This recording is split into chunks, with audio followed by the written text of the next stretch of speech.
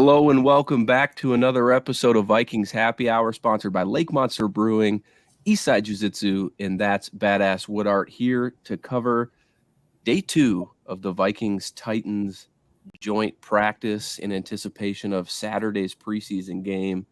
And kind of a lot to talk about, but before we dive right into things that we talk about, welcome Ryan to the show per usual, but a new person, a new face. You may have seen him out on Twitter or X, whatever you want to call it these days. It's Nick Miller, always engaging with our stuff and just really great takes. And so we wanted to get you on the show and talk to the Vikings world here, kind of your thoughts on what's going on. So welcome to the show, and let's dive right in. And let's talk about some of the guys who missed practice today. So I'm getting the list in front of me right here, but Jordan Addison missed again. We heard the other day that concussion symptoms, so just going to hold him out, and I think we're all kind of on the same page there. Yeah, no sense pushing him out there.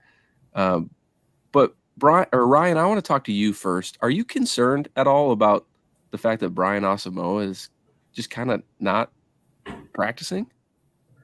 No, not really. I mean, we don't know why, right? There's speculation, but I don't know. I trust the coaches to do what's best interest. I'd be more concerned if it's regular season, right? Like preseason doesn't really matter. Obviously, I want him to get the reps. I want him to, gel a bit more with his running mates here, and just get into the flow of things. But honestly, if there's anything of like even slight concern, let's just hold him out. Keep him healthy. We're going to need him this year. I know Ivan Pace has been playing well this year, but this preseason, but it's still, he's a rookie. He's going to be making much more mistakes than Asamoah likely will be. So I want to make sure that we're having him ready to go come Bucs game on September 10th. So do you think that Ivan Pace is coming for that job?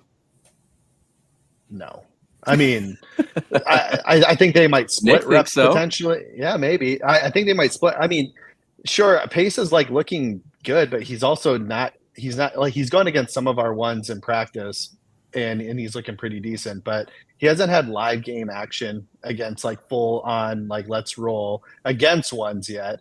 And even against the twos last week, sure, yeah, he had some good plays, but he also had some big misses, especially in coverage, right? And I think that's where Asamoah can, probably have a leg up there in terms of the coverage as well. So, but honestly, I hope it's those two, to be honest. I hope it's Pace and Asamoah by season's end, with Hicks sprinkling in there. I doubt that's the case, but that's the ideal is, that's going to be the future of the room, at least in my opinion.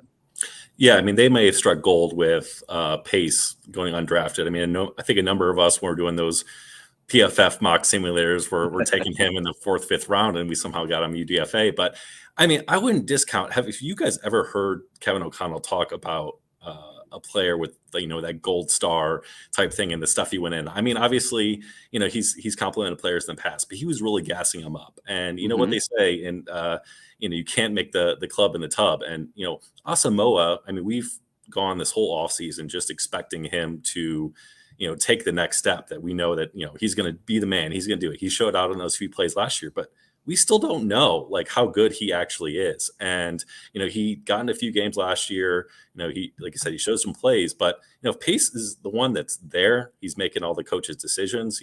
Brian Flores is brand new. He wasn't there when Asamoah was drafted. He has no, loyalty to anyone. He's just going to, as we've seen, play the best players. And that's why we see, players like Andrew Booth and Lewis Cine be on, second and third team when they're playing. And so, if Ivan Pace is there, he's making all the right reads, as Kevin O'Connell said. He's doing all the right things. I don't see any reason why we shouldn't discount him as being able to compete with Brian Asamoah when Brian Asamoah is unproven. I mean, I'd take it out the fact that he's a 3rd round pick. So I know, Ryan, he's a Oklahoma guy, but beyond that, I mean, I want him to have all the success, in the world, but we'll have to see. And we don't know what the injury is. I mean, I think Kevin O'Connell said there was just going to be a few days in a stinger. So hopefully he's back next week, but I don't think it's a big deal. Yeah, but all I've seen is like minor injury. And yeah, like I said, it's just not worth It's not worth No, absolutely risking not. that becoming more of a Yeah. major injury right now in these practices. Well, just get him healthy and yeah. Well, the other thing to consider is that, it might not be, I think in the past we've just been so locked in on, here are your starters, here are the guys that's going to play like that. It might be with the amount of packages and different sub packages we've been seeing through training camp. It might be Ivan Pace plays here and Hicks plays there. And, it just is really determined. And as, Flores has said, who are we playing when it comes to 4-3 or 3-4? So it might just be, what is the correct matchup for the team? And ideally, we want all of them out there competing. But I think that we got very lucky that Pace is showing out the way he is relative to the rest of that linebacker depth. Yeah. Oh, yeah. Speaking of injuries, Raymond, by the way, everyone, hello in the chat. I see a few of you folks here, Raymond, Justin, Mary. But Raymond hit us up with a question, and it was something I wanted to talk about today. After a very strong performance, I think, in the Seattle game and even in day one of joint practices with the Titans, Mekhi Blackmon left practice today, and all we know is that it's an arm injury. I don't think we've got, as of 4 o'clock, any official, diagnosis of kind of what happened to his arm, but he appeared to be in a lot of pain. And so when we think about the cornerback group as a whole, obviously, we got a Caleb Evans and Byron Murphy Jr. starting. But behind that, there's a lot of question marks, and an injured Mekhi Blackmon is not gonna help that. Are you guys concerned about kind of how just that cornerback depth in general? And are you concerned about, I'll just leave it there, cornerback depth in general? I mean, I'm a little concerned just because I think that we haven't seen the development from Andrew Booth that we'd like to see. It seems like he had a few good plays at practice today. I think that he, got the interception at the end, but then notoriously threw it at the Titans sideline, which I actually love, by the way. Yeah. For a player like, obviously, I don't think it was like the smartest move, but for Andrew Booth, who has seen some struggles recently, getting all fired up and getting very invested, I think I'd like to see a little bit more fire and activity out of him just in general and see how that carries over. I mean, I want him to get a little taste of success and maybe that will spring forward. But in general, we just have a lot of unproven players. I mean, we brought in Ronald Darby for a visit, but he got signed by the Ravens this afternoon, which is bad timing, especially because any, injuries happen today. But I mean, we have a lot of unproven players. And I think Blackmon, rising to the top was kind of what we expected after they loved him. After drafting him, late on day 2. But I think to some extent, I get the sense that we might bring a veteran presence in. That's why we brought in Ronald Darby, but we might just kind of ride and die with our young corners and see what they got and see who develops and who produces. There's still a long time to the season. I hope, whatever stinger or anything he had with his arm, recovers, but all it takes is just one injury out of that group and it really starts to get thin quickly. And we have depth in a lot of areas on our team. And I know we've always been concerned about the cornerback depth, but I think today with, Blackmon going out and then the coach pulling a Caleb Evans towards the end of practice, it can get thin really quick. And that's something that they have to be looking at towards the rest of the preseason. Yeah. For those. And again, real quick too. Yeah. I mean, going back to the Asamoah conversation, right?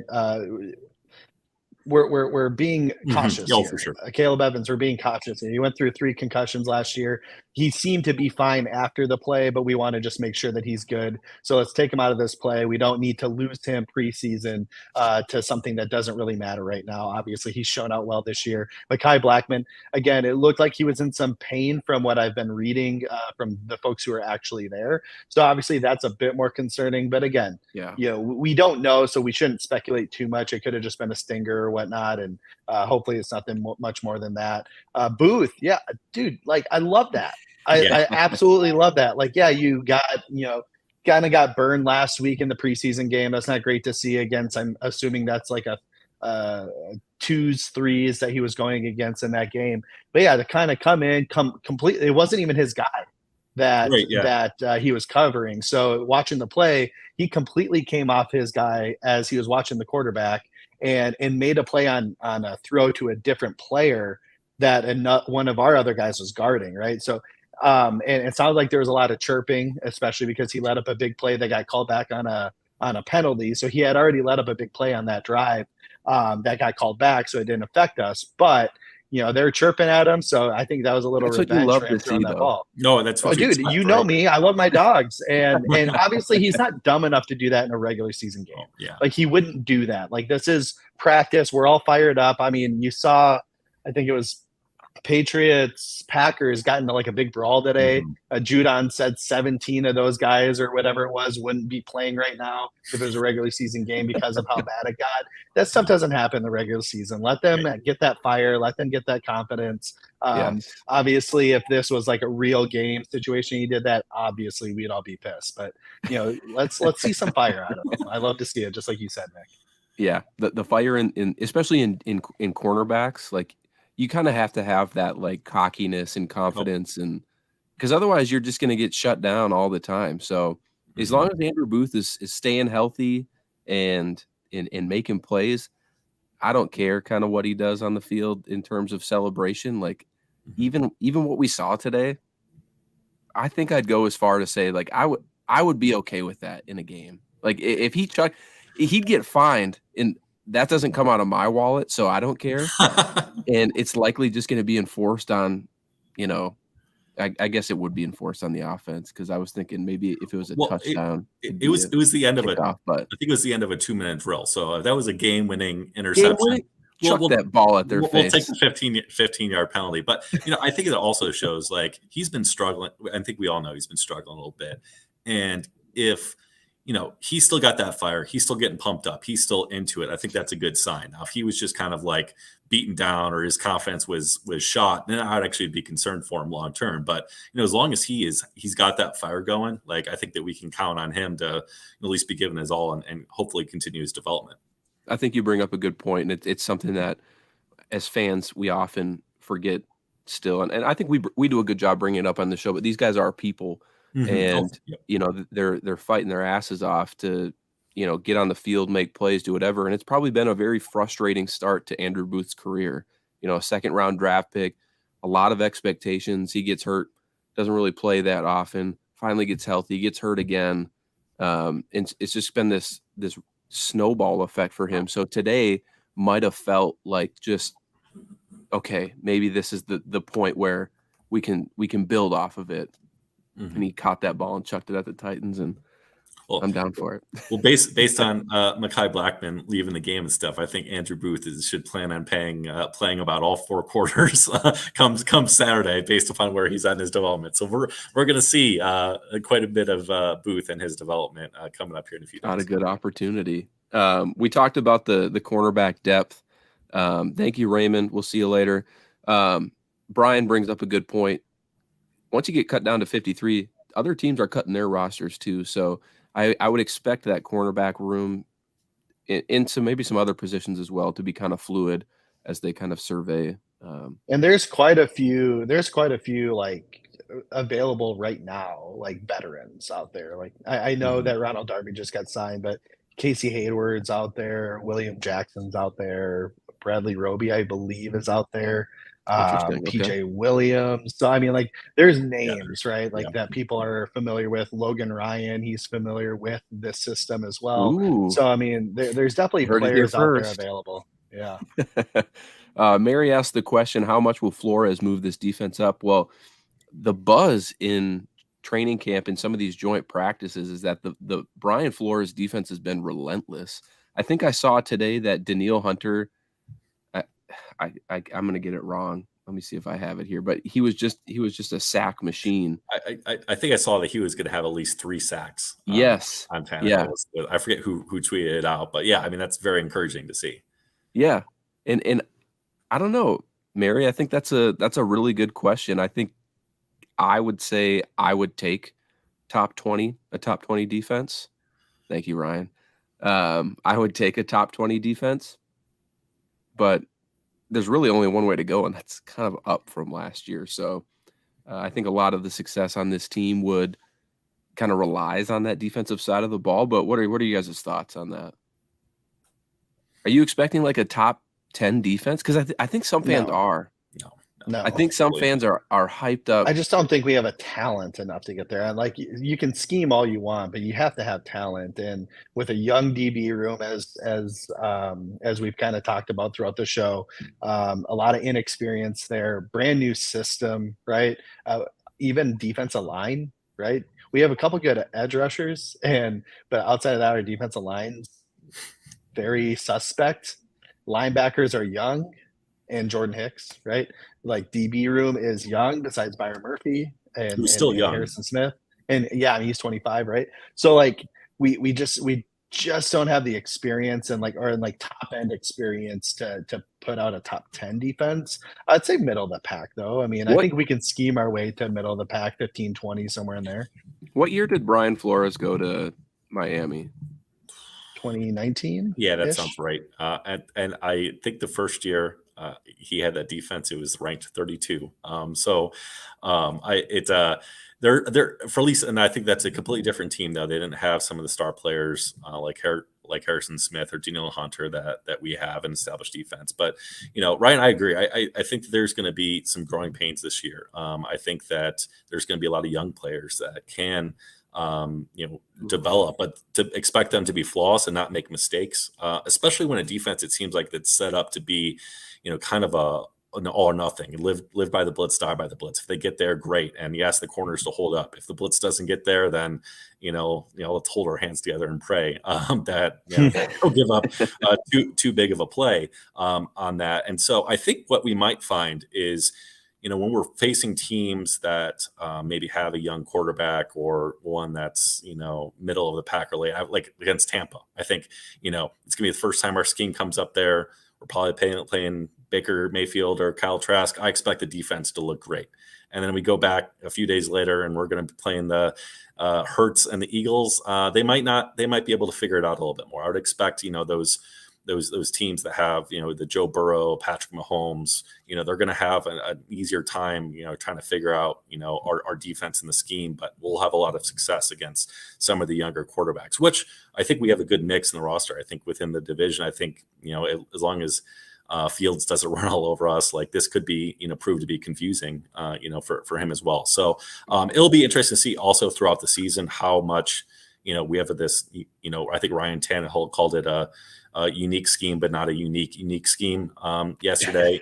Yes. Whatever that means. But, teams will start to figure out, and it'll be how the Vikings can, adapt throughout the year, but also how can our players grow within the system as well to help balance it out. So I think, we should expect improvement this year, but I think anyone expecting a top 10 defense needs to, reel in their expectations a little bit upon, the youth of this team and the opportunity for growth that's there after last year. I think this will inspire a post later on after we're off the air, but I did go and look about just kind of Brian Flores with the Miami Dolphins. He took that defense when it was 28th overall. And then he became the head coach, and you are correct, 32nd last in the league in points per game, 28th in yards per game. So Viking fans expecting a huge, significant jump forward. We might, statistically speaking, could take a step back from a points per game or yards per game perspective. What I am curious though is, what I hope for is that Brian Flores is not one and done here in Minnesota. I really do hope that it's a 2-year. Well, and Nick makes a good point though, right? Like we have more talent on this defense than Miami had back then, right? Like that was pre Christian Wilkins, that was pre Javon Holland, right? Like they ended up getting some really, really good pieces in there by the time he left, and they became a really good defense. Yeah. We have some of those. Like we have two good edge rushers. We have a good safety. We have a good cornerback. So like, yeah, I think we're gonna perform much better than the 32nd ranked. I think we're gonna be a much more improved defense from last year. Yeah. Let's talk about a couple other things that kind of took place today. I wish I had the video loaded for the stream, but Christian Darrisaw just absolutely sent some other kid to a whole nother planet on his pancake block. If you haven't seen the video, I'm sure if you just searched Reddit, Twitter, I'm sure it's on Facebook by now. He he just buried this guy. And it just, when we look back on kind of Rick Spielman's tenure as Vikings GM, he had a lot of hits, but setting us up with two pivotal young players in Justin Jefferson and Christian Darrisaw, I mean, it's a launching pad for the future. And Darrisaw, I know his career kind of started out rocky with the injury. He wasn't really ready to play, but the second that man has stepped on the field, he's just been improving day after day, week after week, and it's eerily similar to Brian O'Neill. But I would even go as far to say that Christian Darrisaw at this point in his career has surpassed where Brian O'Neill was at whatever point that was. I mean, we're talking, I won't say Hall of Fame, but we're talking like legit all-pro left tackle for the foreseeable future if everything continues to progress how we've seen it. Yeah, and the crazy thing about, I love giving Rick credit for that because, Rick does deserve some credit for some of his picks. But both of those, if you think back, whether it be Justin Jefferson or Christian Darrisaw, Jefferson, they had to, hope and pray they passed on, now teammate Jalen Reagor in that famous video. But don't forget that the Oakland Raiders took Alex Leatherwood right before Christian Darrisaw, and that never happened. We could have ended up with Reagor and Leatherwood, and how much different would we be thinking about? We might be, we probably would have drafted maybe in the top 10 last year had that been the case. But no, it's just so impressive, and we are so lucky to have those bookend tackles. And it's crazy to think that Christian Darrisaw might even take, that next step this year. What exactly does that look like? And if we could figure out some sort of competent guard play this year, that offensive line could be looking very solid to protect Kirk, and we won't get so many of those injury moments we saw in quarterback. We lost Ryan for the show. He did warn us beforehand that he would have to be on. So, Nick, here we are. It's like Brian O'Neill's rookie season, Got to rise to the occasion. Yep, you are on the spotlight here.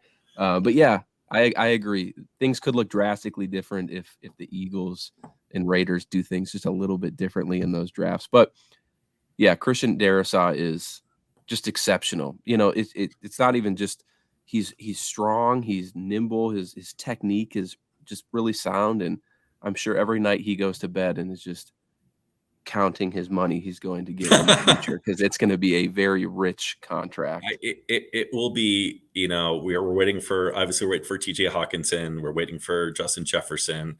But next year, if, Andrew Thomas is any indication, that's going to be north of $25 million itself. So Kwesi needs to be going to the Wilfs, and they need to be saving as much money as they possibly can, maybe doing some more sponsorships, whatever it might be. But there's some hefty contracts coming. Yes, for sure. Some other takeaways today.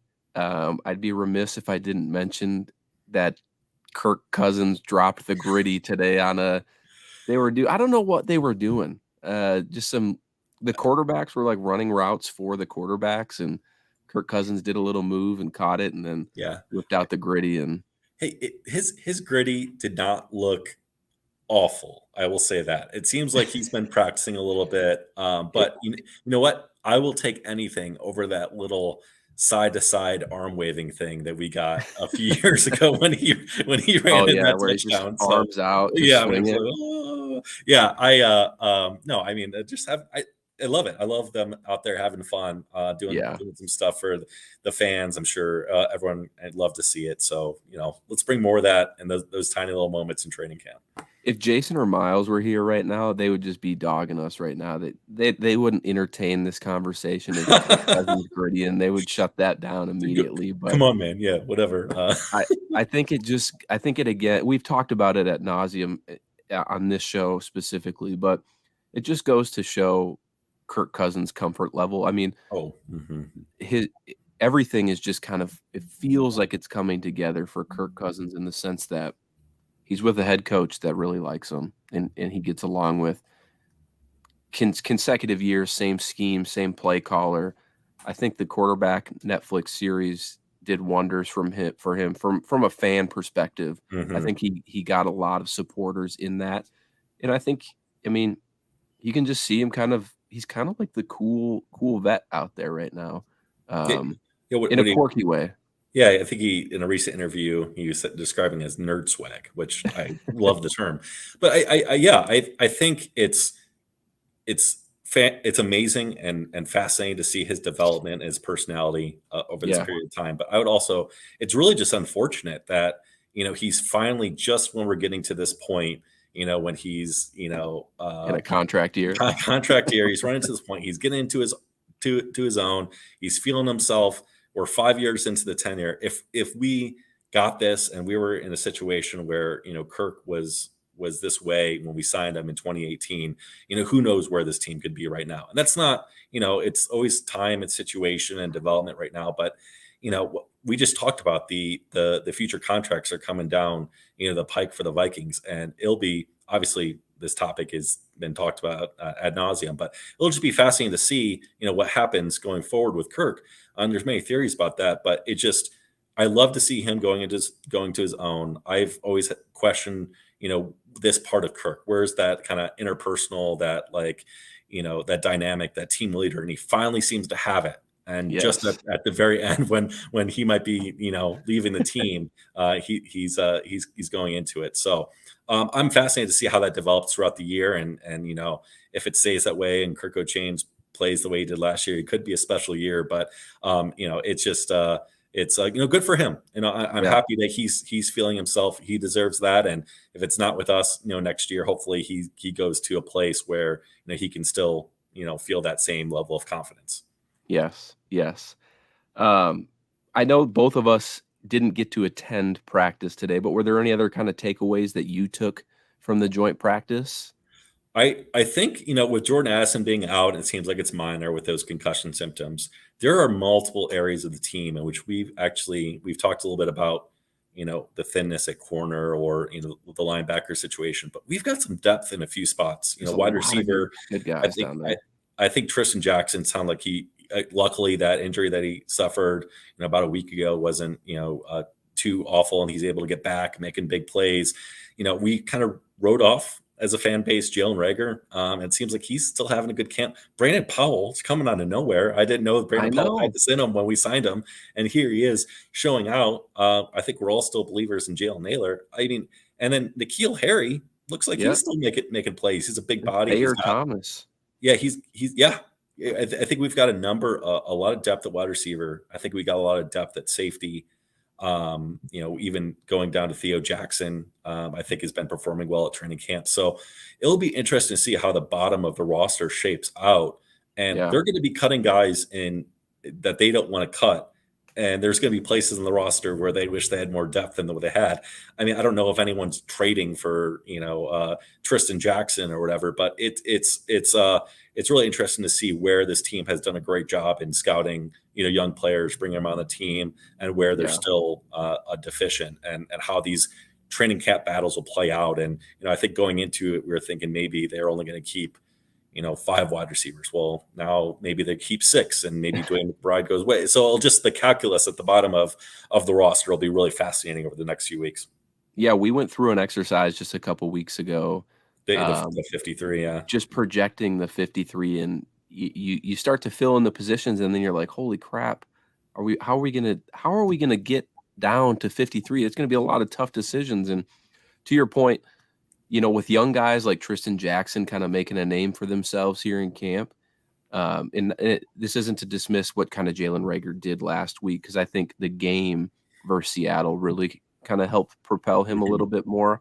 But it wouldn't surprise me, and Myles has brought this up on the show before, but maybe the Vikings call teams and say, hey, you want Jalen Reagor for a 6th, conditional 7th, like whatever the case may be, just to get some draft capital on, but then keep kind of developing those young guys, because we do know they like Jalen Nailor. Tristan Jackson is balling out in camp now that he's bounced back from that injury. Brandon Powell is so cheap. And kind of can do the same things that Jalen Reagor can. So it might be a situation like that for sure. Well, if we can get anything for Jalen Reagor, that would be a steal, because his contract is just – or they just eat the money. Yeah, it's $2.41 million guaranteed. So if they can if they can save that space, that'd be amazing. But we'll see if that happens. But yeah, I mean, I think that they are going to try to put some of these players on their practice squad, and hopefully they can slip them through. It'll be interesting as well. This is the first year that they're doing just the straight 90 to 53 man drop off. So we don't know if that's going to cause more teams just to want to keep their own guys, and we're going to see as many player swapping and waivers at the end of this period. So maybe they're thinking that they can sneak some of these guys through that they wouldn't have been able to in the past. Last kind of thing on the wide receiver group, and I feel like we're going to look back at training camp probably like 2 weeks into the season and be like, damn, we forgot that KJ Osborne is good, because that guy has been no one is talking about KJ Osborne in training camp. Mm-hmm. But yet he's playing really well. He's doing exactly what you'd expect from a wide receiver too. And I don't think Jordan Addison comes in and just supplants him at wide receiver too. I think it's something that Addison will have to earn along the way. And I think eventually he will throughout the course of the season. But I would expect a very big role for KJ Osborne as we roll through this season. And every day he's showing up, he's doing what he needs to do. And so, yeah, contract year too. Yeah, absolutely. I think it's because KJ Osborne doesn't have that trump card trade or anything like that. He just does everything really well, like above average rate. And just thinking, I remember Alec Lewis wrote that great piece on KJ Osborne during the season last year, just talking about all the little tiny things that coach asked him to do that help the team, whether it be from a run blocking standpoint or, running a route that might free up Justin Jefferson and him just being a team player. And those are the glue guys on the team. And, the way that's set up, we know the future of the position is Justin Jefferson and Jordan Addison, and they probably can't afford KJ Osborne moving forward. But, those are the guys that really make a team, those above average players, those unsung heroes. So, yeah, I think it's going to be tough for Jordan Anderson to just kind of jump past him. And that's what everyone's expecting, especially all these fantasy analysts on X are just saying, remember Justin Jefferson, didn't start till week 3. This is the same situation with KJ Osborne. I think that they're discrediting KJ Osborne a little bit too much, and the other things that he does, especially when you consider, I don't know if you watched, Jordan Addison had those highlight plays against Seattle, that toe tap. But I don't know if you noticed those first few plays where he tried to do those crack blocks and got ran over immediately. He's got to work a little bit on his run blocking if I think he's going to get out there and be wide receiver 2 immediately. Yeah. And the other thing that when people bring up the Justin Jefferson thing, like Justin Jefferson was competing against Olabisi Johnson. Like that's not – KJ Osborne is far more – experienced and talented than Olabisi. We liked Olabisi on this show, but it's going to be a lot more difficult for that. And it was the COVID training camp too, so everything got messed up as well. So it just took it seemed like the reason they were keeping Jefferson out was not because BC Johnson was destroying camp, but I think that it was just helping Jefferson learn the offense a little bit better, and so that way when he got in, then he just never stopped. Yeah. Last thing, anything from you from a joint practice recap, and then we'll call it a show. Yeah, no, I'm fascinated to hear, a little bit of some of the takeaway from the coaches, over the next few days and after Saturday. I think that, while we as, just from this fan perspective here, looking at it from, what are the big plays and stuff we saw, probably a lot of the tiny different technique things that happen behind the scenes that we didn't really notice that are going to be a huge factor when they watch back the tape and determining, where players stand, who's making the bottom of the roster, how things went on special teams that, we're watching all these crazy Justin Jefferson one-hand catch like he had today, but missing that stuff. So through this practice, it was great to see them competing against another team, looking good. Looks like we got some validation on some of the things that we're doing on defense, on offense, and then matching up with the Cardinals again next week. I'm just really I'm excited that Kevin O'Connell and the Vikings organization see so much value in these joint practices, and not even what we get on the field, but we're exposing between 90 men on the Titans and another 90 and the Cardinals, next week, that's 180 players that are seeing the number one facilities in the NFL that could be beneficial to recruitment for future years. So no, I love it. It's been fascinating to watch as a fan, and I'm excited to see how that translates on Saturday and then into next week with Arizona. And welcome back, Ryan. We're just gonna round the show out, but now I feel like I kind of feel obligated to go another like 5-10 minutes because you're no back. You don't have to. I was like, I pulled up Twitter when the estimate people left, and I saw you guys are still rolling, so I just hopped back on. You know what, Ryan? You can answer the last question we have in the chat here from Too Evil to Hope. Do you guys agree that Scene, Booth, and Ingram are looking like busts? It's hard to tell a bust after 1 year. Two of those guys were completely riddled with injuries, and now they're all – well, two of those three are in their second system in 2 years. So, no, I'm not going to label them as bust. Now, Ingram, I am a little bit more concerned about than the other two, to be honest, even though he's the only one that's been able to stay healthy, because he has had 17 games of experience. Didn't look great last week against the twos that he played against in preseason against Seahawks. A bit more concerned about, to be honest, but you learn and you grow as players, and most of these offensive linemen usually take at least another year to really find their stride. So hopefully they do, or he does that. Again, coming off that catastrophic knee injury, he actually looked good last week. I know he got like plowed over 3 times in that game by, I don't know, say his last name, Zach Charbonnet. Is that how you say it? Mm-hmm. But he was there. He made the play. Like whether he got the tackle or not, that's irrelevant. He stopped him from getting another maybe 8-10 yards because he was there, slowed him down. Pace came in and made the tackle I'm just thinking of one specific scenario. So he was there making the play.